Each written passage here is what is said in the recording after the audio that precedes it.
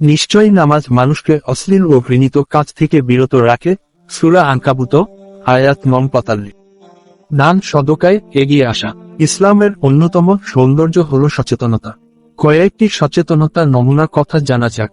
দুস্থ অভাবীদের অভাব মোচনের দান সদকা নিয়ে এগিয়ে আসা একটি গুণ। দান সদকার প্রতি ইসলাম মানুষকে অসম্ভব উৎসাহিত করেছে। রাসূলুল্লাহ সাল্লাল্লাহু আলাইহি ওয়াসাল্লাম বলেছেন, যে পেট ভরে আহার করে আর তার প্রতিবেশী ক্ষুধার্ত থাকে, সে তো মুমিনই নয়। পবিত্র কোরআন ও হাদিসে দান সদকার ফজিলত বর্ণিত হয়েছে বিভিন্ন জায়গায়, বিভিন্ন ভঙ্গিতে। একজন অভাবীর অভাব মোচন করতে গিয়ে নিজেকে অভাবের শিকারে পরিণত করা থেকে ইসলাম আমাদের সতর্ক করে দিয়েছে। কোরআনের ভাষায়, কৃপণের মতো তোমার হাত যেন গলায় বাঁধা না থাকে বা তোমার হাত যেন সম্পূর্ণ খোলা না থাকে, থাকলে তোমার নিন্দা হবে, তুমি সব খুইয়ে ফেলবে। সূরা বনী ইসরাইল, আয়াত 29।